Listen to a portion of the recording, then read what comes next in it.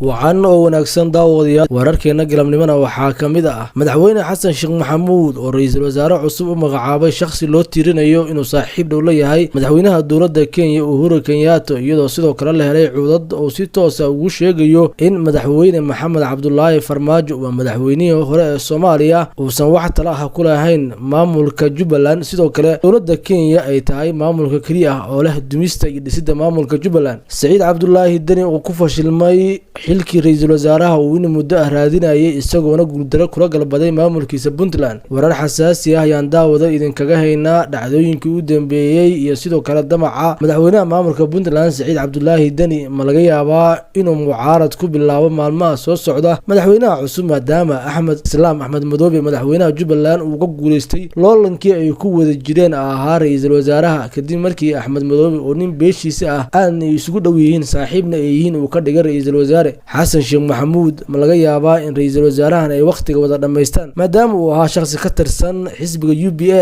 daawada xog xasaasi ah ayaan iyana kaaga hayaa mahad maxamed salaad taliyaha hay'adda nabadgelyada iyo sirdoonka qaranka oo dhaliilo culus loo soo jeediyay isagoona xafiiska aan joogin xitaa hal bil oo dhawaan la wareegay xafiiska dhaliilaha dul hoganaya maxay yihiin mahad salaad sidee ayuusan markaasi uga badbaadi doonaa ma laga yaabaa in xilka qaadis lagu sameeyo cadaadis ka saaran markii loo eego saaxiibka dhow ee madaxweyne xasan sheekh maxamuud madaxweynihii hore ee Soomaaliya Maxamed Cabdullaahi Farmaajo oo ka hadlay ra'iisul wasaaraha cusub magacaabistiisa muxuu ka yaqaanaa shakhsiyadda ra'iisul wasaaraha cusub dowladda Itoobiya oo sidoo kale markan qorsheynaysa in ay hilfaha u qaado maamulka TPLF oo isna diyaargarow iyo baaruursi ku jira sanadii dambana ay si culus isugu fala saareen gobolada waqooyi ee dalka Itoobiya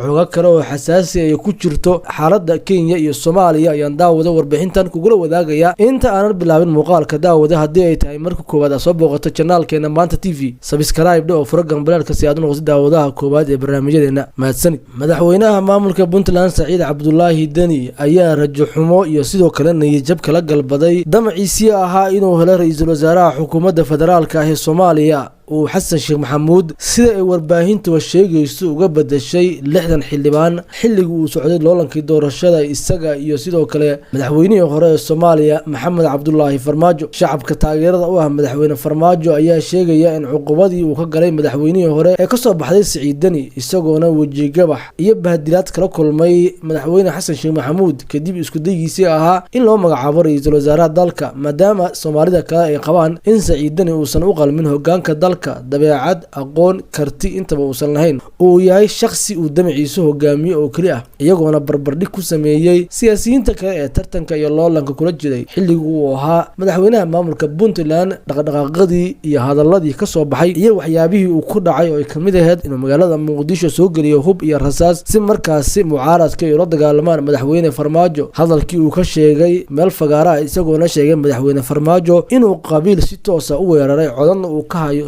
bandhigayo taas oo ahayd ceeb aan wali ku dhicin ama se uusan sheegin qof madax ah oo ka tirsan kuwa ugu awooda badan Soomaalida sidoo kale shacabka Soomaaliyeed waxaan wali dhagahooda ka bixin hadaladii Saciid Cabdullaahi Dani uu ka sheegay markii uu imtixaanka dowladda Soomaaliya doonayay in markaasi uu baal maro ardada reer Puntland ee imtixaankooda ay si gooni u qaataan isagoo sheegay in aysan xamar u dhito iyagoo sheegay in xamar aysan u dhiti doonin ay ka maarmaan waa dowladda federaalka ee Soomaaliya oo markaasi hoggaanka u hayay madaxweyne Maxamed Cabdullaahi Farmaajo Saciid Cabdullaahi Dani dagaalkii uu la galay madaxweyne Maxamed Cabdullaahi Farmaajo khasaarooyinka ugu yar ee soo gaara ayay tan kamid tahay iyadoona hadda la sugayo ama la rajeynayo in khasaarooyin isdaba joog ah uu ku galo xilkiisa maadaama shacabka Soomaaliyeed qaarkood taageerada u ah madaxweyne Farmaajo ay sheegeen in qiyaano qaran uu ku dhacay xasan sheekh maxamuud uu u gacan galiyay xildhibaanada qaar si markaasi uu ra'iisul wasaare uga qaato iyadoona hadda ra'iisul wasaarihii uu Axmed Madoobe kala wareegay isna uu ku goobay kuna fashilmay loolankiisii doorashada iyo hankiisii ahaa inuu qabto xilka ugu sareeyo dalka madaxweynaha jamhuuriyadda federaalka ah ee Soomaaliya oo xafiiska jooga ku dhawaad bil iyo dhowr maalmood ayaa hadda madaxweynaha jamhuuriyadda federaalka Soomaaliya mudane xasan sheekh maxamuud oo xafiiska joogay 30 maalin ayaa u magacaabay ra'iisul wasaare cusub xukuumadda federaalka ah ee Soomaaliya ka oo xoga dheeraad ah ay ka soo baxayaan saacadihii u dambeeyay tan iyo markii la magacaabay waxaana la sheegay inuu xiriir dhow la leeyahay dowladda Kenya oo hadda silac iyo rafaad ku haysa madaxweyne xasan sheekh maxamuud bahdilaadna u geysatay 24 saac ee lasoo dhaafay weerar ka geystay gudaha Soomaaliya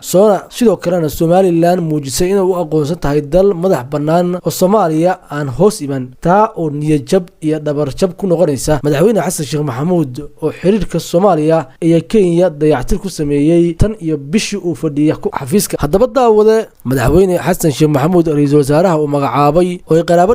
ay qaraabo dhow yihiin madaxweynaha maamulka Jubbaland sidoo kalena saaxiib dhow la ah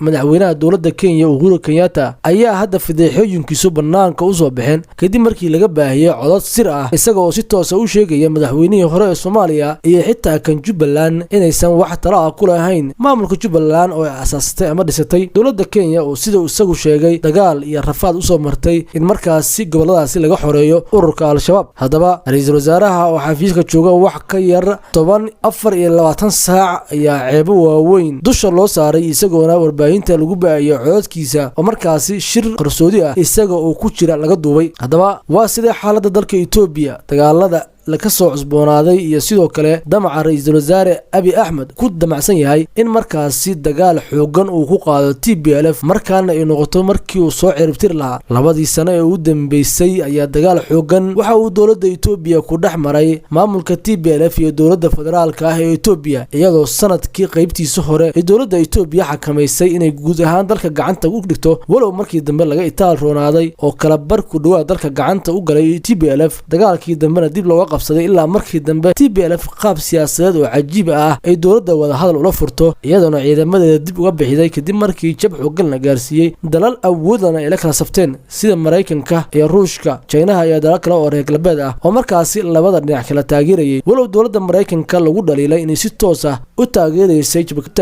jabhadda falaagada ah ee TPLF.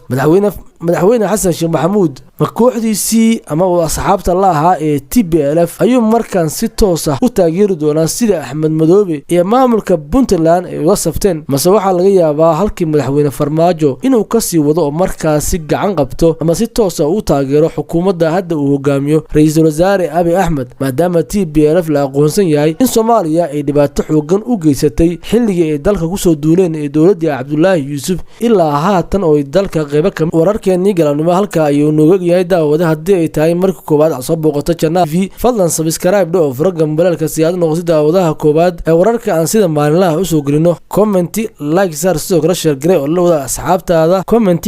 commentigana nagula wadaag qodobka aad xiiseynaysid inaad markaasi